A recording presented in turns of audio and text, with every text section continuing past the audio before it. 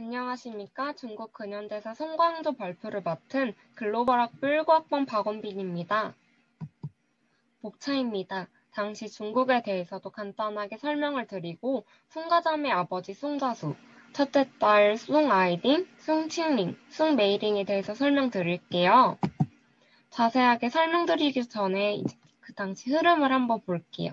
신해혁명부터 중화인민국 설립까지 중국 근현대사를 흔들었던 숭자매들의 이야기입니다.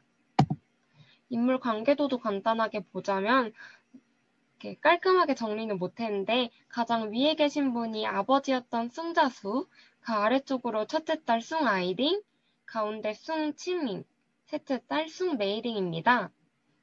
왼쪽으로 보시면은 숭아이링은 사업가였던 쿵샹시와 결혼을 하게 되고 둘째 딸은 순원, 셋째 딸은 장제스와 결혼을 하게 돼요. 본격적으로 숭가 자매에 대해서 자세하게 설명드릴게요. 먼저 세자매 아버지 숭자수입니다. 본명은 한자오중이고 어렸을 적에 미국으로 입양이 되면서 숭씨가 되었다고 해요.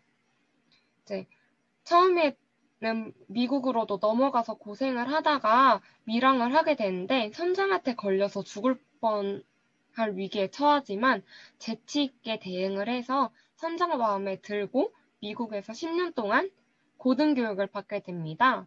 그래서 미국 생활 후 중국으로 돌아와서 선교 활동을 하게 되면서 미국에서 배웠던 경험을 바탕으로 담배나 이런 걸 갖고 와서 중국에서 영향력 있는 사업가로 성공을 하게 돼요. 사업을 하면서 순원과의 인연을 쌓아서 함께 정치활동도 시작해요. 이제 첫째 딸, 돈을 사랑한 여인 숭아이링입니다. 숭자수의 첫째 딸로 아버지의 영향으로 미국 유학을 마치고 중국으로 들어와서 그때 함께 순원과 정치활동을 하고 있던 아버지 숭자수의 개인 비서로 일을 시작하게 됩니다. 근데 순원이 숭아이링이 마음에 들어서 청혼을 하지만 아이링은 거절하고 사업가 쿵샹시를 배우자로 선택합니다. 쿵샹시도 아버지 숭자수와 비슷한 길을 걸었어요. 미국 유학을 마치고 중국으로 돌아와서 인맥을 활용해서 돈을 모았고 심지어 일본 체류 등에도 순원과 친분을 나눴다고 합니다. 아이링 역시 미국 인맥을 활용하여 남편 쿵샹시의 사업을 도우고 함께 정치 권력을 획득하게 돼요. 대표적으로 북양군벌의 행정관리가 되어서 정치적 경험을 쌓기 시작했고 훗날에는 국민당 정부의 재정과 관련된 요직을 차지하여 정치적 권력을 획득하게 됩니다. 근데 1945년에 부정축제랑 비리 혐의로 실각을 하게 돼요. 자연스럽게 남편이 실각을 하게 되니까 배우자였던 아이링 역시 실각을 당하게 됩니다. 그 둘은 정치적 권력을 잃고 당시 아이링의 건강이 많이 악화돼서 미국으로 넘어가서 치료를 받고 있었어요. 근데 당시에 중국이 국민당이랑 공산당이 대륙에 패권을 두고 경쟁하던 시기였는데 정치를 하고 있던 남편이 해를 입을까봐 다시 미국으로 불러서 미국에서 사업을 하다가 중국에서 나중에 중국으로 넘어가서 정치적 활동을 다시 할 기회를 엿보는데 비리 혐의의 전과로 실패를 하게 돼요. 그 후로 그 둘은 아예 정치 활동을 접고 미국에서 교육 사업을 하게 됩니다. 둘째 딸 숭칭링입니다. 중국에서 가장 존경을 받았고 인민을 사랑한 여인 숭칭링이에요. 숭자수의 둘째 딸로 숭아이링을 대신해서 숭자수의 비서로 일하기 시작해요. 나이 차이가 하도 많아서 가족들의 완강한 반대에도 불구하고 사랑에 빠지게 됩니다. 순원 다 아시죠? 중국 혁명의 선도자이자 정치가입니다. 순원의 야망에 따라서 자신의 능력을 발휘해서 든든한 조력자를 활약하게 돼요. 그래서 그때 일본군을 몰아내기 위한 순원의 수건이었던 국공합정 추진을 위해 헌신을 하게 돼요.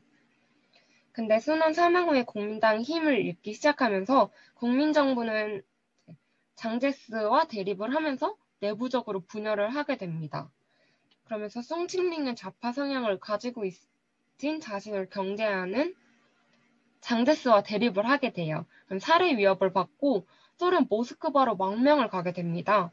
다시 돌아와서도 대립을 친공산당이 되어서 대립을 하기 시작하는데 순원의 국부여서 그런지 다른 사람의 힘을 입어서 그걸 극복해내요.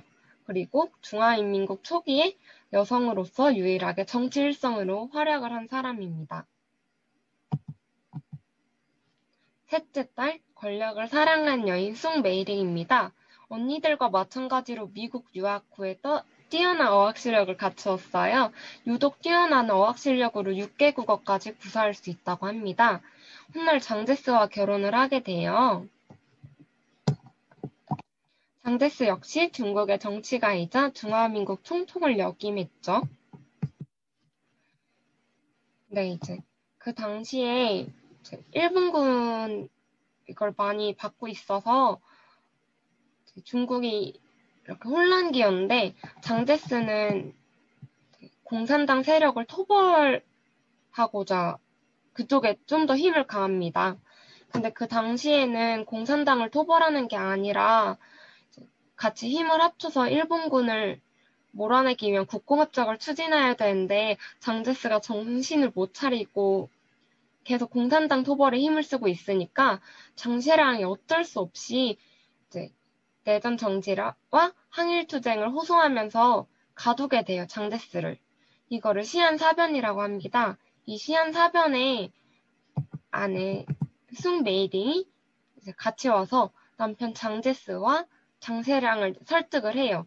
우리 이럴 때가 아니라 지금 힘을 합쳐서 일본을 몰아내야 된다라고 설득을 해서 제2차 국공합작을 1937년에 성공시킵니다. 어학 실력이 뛰어나서 그런지 숭메이링은 태평양 전쟁이 일어났을 때 미국 국회의사당에서 동양인 여성 최초로 연설을 하게 되고 1943년 카이로 회담에서도 남편 장제스의 통역가로 활약을 하게 됩니다. 그리고 나중에 국민 정부가 이제 공산당에 지게 되면서 타이완으로 정부를 옮기게 되는 국부천대 사건이 일어나요. 국부천대 이후에도 대내외적으로 정치적 영향을 끼치면서 많은 영향을 끼쳤다고 해요. 이처럼 중국 근현대사에서 많은 영향을 끼쳤던 송과 왕조의 발표를 마치겠습니다. 감사합니다.